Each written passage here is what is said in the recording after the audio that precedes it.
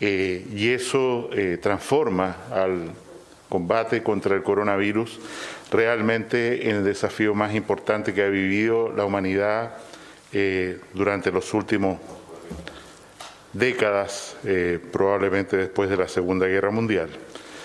A la fecha tenemos, en números redondos, 5.200.000 casos, que probablemente son muchos más porque se sabe en general los países hacen muchos test, menos que los que hacemos nosotros. Sumamos 335.000 fallecidos en el mundo y se han recuperado ya, usando el mismo criterio que usamos en Chile, 2.100.000 personas. Una noticia interesante, buena, es que cada vez es más claro que las personas que han cursado una infección por coronavirus y que consideramos como recuperados tienen en realidad el desarrollo de una inmunidad más prolongada de la que se suponía al principio y por lo tanto el riesgo de que ellos se enfermen de nuevo en un plazo breve es cada vez más remoto. En Latinoamérica, Brasil, que es uno de los 3 países del mundo en que está reportando más casos diariamente, ha pasado al tercer lugar en el mundo y nos preocupa, por supuesto, enormemente esta nación hermana, el gigante del continente sudamericano, con su número de casos fallecidos y la presión sobre su sistema asistencial. En el mundo en general, la cifra de personas que cursan esta infección en forma asintomática se ha estabilizado en un número menor de lo que se pensaba a partir de algunos informes aislados. En Chile en particular, la cantidad de personas asintomáticas que tienen un PCR positivo, por lo tanto tienen una infección demostrada por coronavirus, es un 10% del total de personas que informamos todos los días, un número que se mantiene muy estable y en el escenario más extremo de grandes poblaciones en el mundo, este número no superaría el 25%, vale decir, de cada 4 personas que se enferman, solo 1 hace la enfermedad en forma asintomática o muy leve.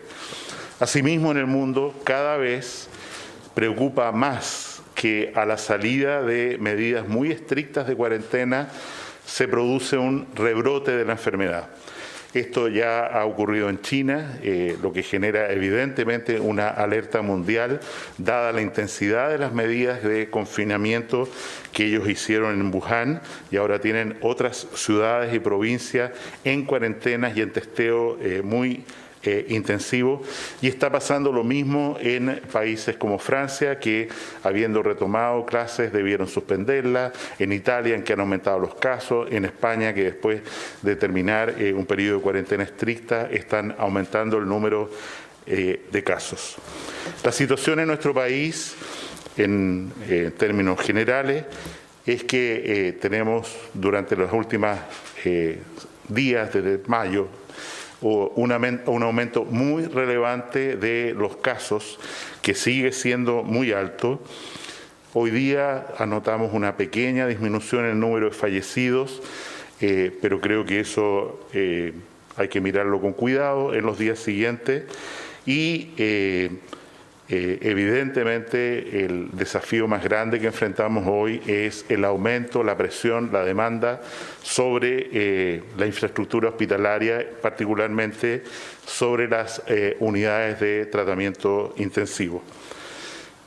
Evidentemente, como gobierno y como ciudadanos, estamos muy preocupados por la situación que afecta a nuestro país, pero queremos decir claramente que estamos también muy ocupados, aumentando el número de testeos, aumentando la cantidad de ventiladores mecánicos, de camas de tratamiento intensivo e intensificando las medidas de aislamiento de los casos positivos y de las personas que tienen que cumplir cuarentena para no contagiar, o quienes debiendo cumplir cuarentena no lo pueden hacer en su domicilio o no deben hacerlo en su domicilio. y por eso la ampliación del programa de residencias sanitarias al cual hizo referencia el presidente el domingo de la semana, el domingo recién pasado, disculpen. Creo que en verdad toda la ciudadanía está preocupada. Pienso que igual que el gobierno, toda la ciudadanía estamos ocupados en cumplir las medidas de cuarentena, en aumentar la capacidad de los hospitales, en presentarse a trabajar después de terminada la cuarentena entre los trabajadores de la salud. Pero también tenemos que reconocer que hay una parte de la ciudadanía que está preocupada, pero no está colaborando. Y al no colaborar, en realidad está haciendo un daño al bien común, al no respetar las medidas de aislamiento, al hacer reuniones sociales, al no tomar todas las medidas que corresponden, habiéndose identificado incluso personas que estando en cuarentena, debiendo estar, porque son un caso, en un recinto específico o por lo menos no saliendo a la calle, hacen la vida como si nada ocurriera, poniendo en riesgo a otros. También es justo decir que hay un grupo afortunadamente pequeño de personas que además de no sumar, en realidad se oponen a que este programa, esta lucha que estamos enfrentados como país tenga éxito.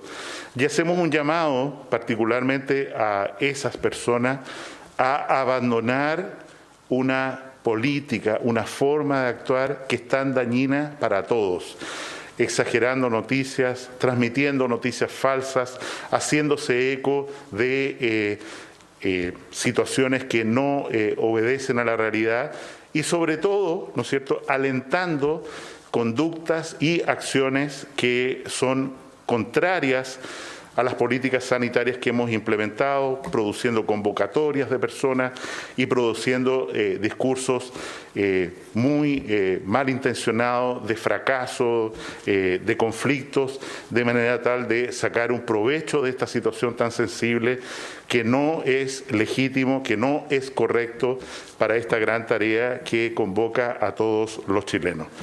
Sin decir más, pasamos al informe del día de hoy.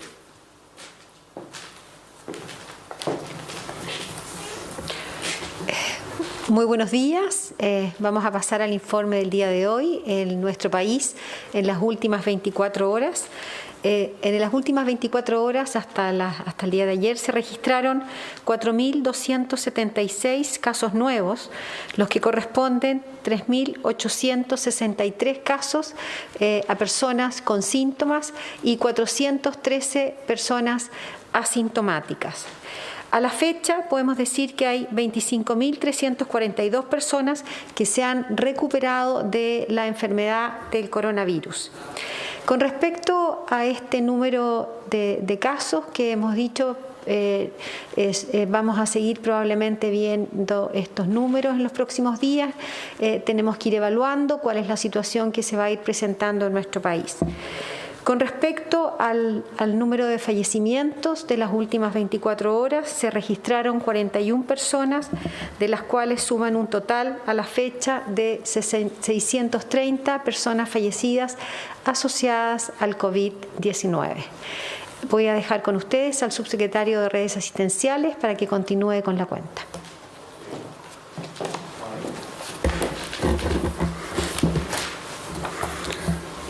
Muy buenos días. En relación a la cantidad de unidades de cuidado intensivos, tal como lo ha mencionado el ministro, día a día nosotros vamos aumentando esta capacidad. Y el día de ayer hemos ya aumentado en 34 camas, pasando a tener 346 ventiladores disponibles en nuestra red para seguir recibiendo a los pacientes de acuerdo al cuidado que ellos necesitan. Hemos instruido, hemos solicitado también a las Fuerzas Armadas a que entreguen una mayor cantidad de unidades de cuidado intensivo para soportar esta demanda asistencial que estamos teniendo. Esto también se ha solicitado formalmente a los recintos privados el día lunes recién pasado y ya lleva un aumento de 100 camas puestas a disposición de toda la ciudadanía, independiente si son pacientes FONASA o si son pacientes ISAPRE. Esto, recuerdo, tiene un plazo preliminar el día domingo de llegar a las 150 camas disponibles y al día 15 de junio de poder duplicar la cantidad inicial de ventiladores disponibles que tienen los prestadores privados. Adicionalmente, el día de mañana también llega un nuevo avión con ventiladores y durante la próxima semana tendremos la llegada de 2 nuevos embarques de ventiladores que nos agregarán una capacidad mayor para poder seguir recibiendo a pacientes en las unidades de cuidados intensivos. Seguimos con nuestro plan de traslado. Estamos trasladando a la región del Biobío, a la región de O'Higgins, a la región del Maule y también desde la región de Tarapacá se han producido traslados a la región de Arica, de Antofagasta y de Coquimbo. Este es un plan que requiere mucha coordinación. El traslado de pacientes de estas características debe ser minuciosamente tomado en cuenta cada uno de los pasos para no cometer ningún tipo de error, beneficiando la calidad y la seguridad de la atención a cada uno de estos pacientes. Y eso ha ocurrido. Y agradezco formalmente también a las Fuerzas Armadas que nos han colaborado en este traslado que hemos realizado desde distintos puntos del país. Una estrategia que ya funcionó, una estrategia que probamos en Temuco, que probamos en Punta Arenas, que probamos en Osorno y que dio muy buenos resultados. Y esto que estamos repitiendo a una escala bastante más grande aquí en la región metropolitana y también en la región de Tarapacá está dando los resultados de poder seguir con una cantidad de ventiladores disponibles y que en los próximos días esperamos recibir nuevos ventiladores. Estamos hablando de para llegar a una cifra de 500 adicionales de aquí al 31 de mayo. Eso es todo en cuanto a los exámenes realizados el día de ayer. Fueron 16.090 exámenes realizados, totalizando 442.096 exámenes. Eso es todo en cuanto a la cuenta del día de hoy. Cedo la palabra para poder responder sus preguntas. Hola, ¿cómo están? Buenos días. Pregunta para el ministro respecto de recomendaciones del Consejo Asesor COVID-19. Hay voces que dicen que se ha mejorado el testeo, pero que no hay un aislamiento efectivo, que se ha descuidado que Seremías y Atención Primaria hagan un seguimiento de casos y contactos y sugieren que CESFAM y hospitales de baja complejidad pudieran transformarse en lugares que acojan a pacientes COVID-19 o transformarse en residencias sanitarias. La información que tienen al respecto y las medidas que se van a tomar sobre ese tema. Y también se cumple una semana de la gran cuarentena en el Gran Santiago. Si es que hay alguna evaluación o balance hasta ahora de cómo ha resultado y si ha tenido algún impacto esta medida. Cedo la palabra al ministro Mañalich. Como siempre, agradecemos y estamos muy atentos a las recomendaciones del Consejo Consultivo.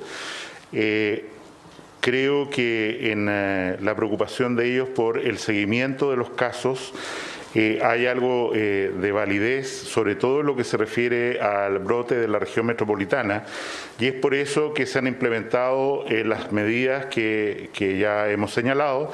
En primer lugar, un decreto del Ministerio de Salud que permite asignar en comisión de servicio inspectores municipales con todas las potestades propias de los inspectores de los CEREMI, de las Secretarías Regionales Ministeriales, de manera tal de tener un contingente adicional de personas para el seguimiento, vigilancia de casos, aislamiento.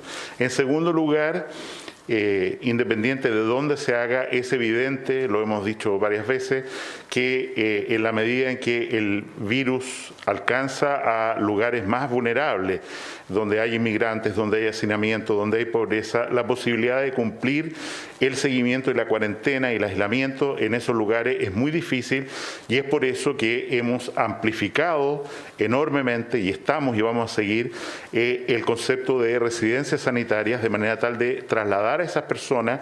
El día de ayer, si mal no recuerdo, se trasladaron 200 personas para estas residencias sanitarias de manera tal de cumplir.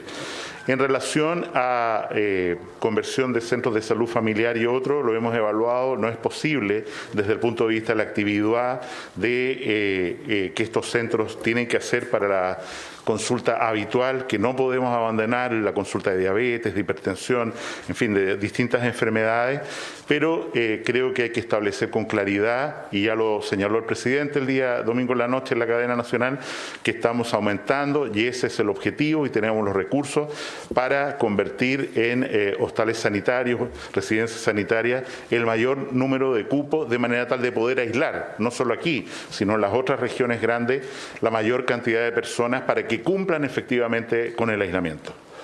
Ministro, y sobre la cuarentena, la semana que se cumple, si ya ven algún impacto de esta medida, quizás en cifras, en comportamiento de la población, si es muy apresurado, pero ¿qué es lo que han observado en definitiva cuando ya se cumple una semana de esta gran cuarentena? No tenemos una información confiable a tan poco plazo.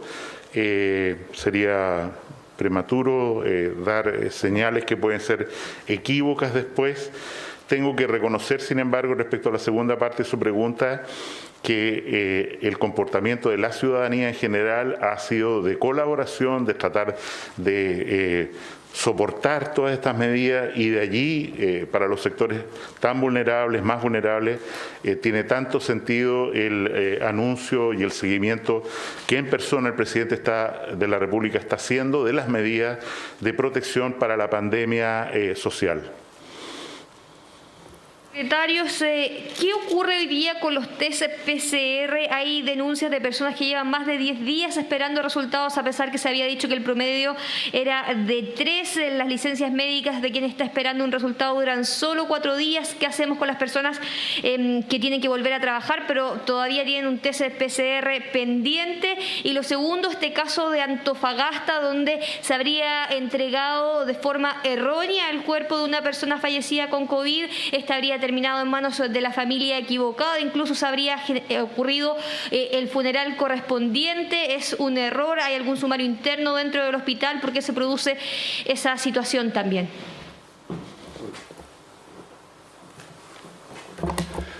En relación a la situación que usted plantea de Antofagasta, he solicitado información directamente al director del hospital de Antofagasta y he solicitado también que se inicie una auditoría para poder determinar las responsabilidades dentro o también en relación a la funeraria que participó en esta situación.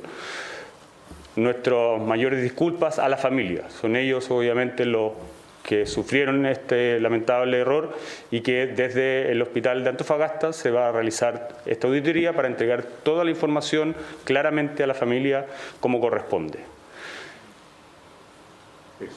Y respecto a los test, subsecretario, ¿qué ocurre? Porque hay una licencia que dura solo 4 días y hay personas que llevan más de 10 días esperando. En relación a los exámenes de PCR, nosotros seguimos realizando una cantidad de 16.000 exámenes diariamente. La capacidad, hemos incorporado nuevos laboratorios para poder acelerar la respuesta que le estamos entregando a cada uno de los pacientes.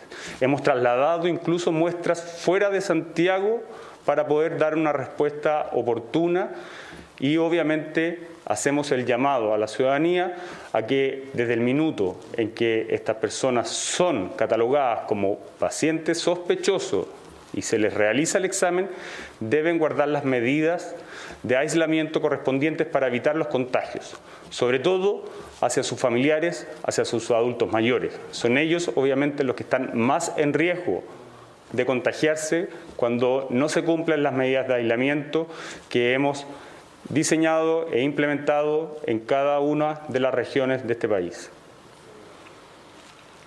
Subsecretarios, ministro, muy buenos días. Mañana posiblemente vamos a tener el debut de esta categoría nueva en el balance de contagios, que es el caso probable. ¿Cómo se está llevando a cabo el conteo de estos casos probables, sobre todo considerando las personas que no tienen prueba diagnóstica, pero presentan síntomas y han tenido contacto estrecho con un contagiado? Y lo otro, ¿se puede garantizar que estos casos probables no van a tener problemas para sus licencias médicas? Cedo la palabra al ministro Mañalich. Esta pregunta en algún sentido está relacionada con la anterior. Lo que ha sugerido el comité de expertos es que pacientes que son un contacto estrecho de una persona que fue demostrada como coronavirus positivo y desarrollan síntomas propios de una infección respiratoria en los 14 días siguientes, se considere para todos los efectos como un caso coronavirus.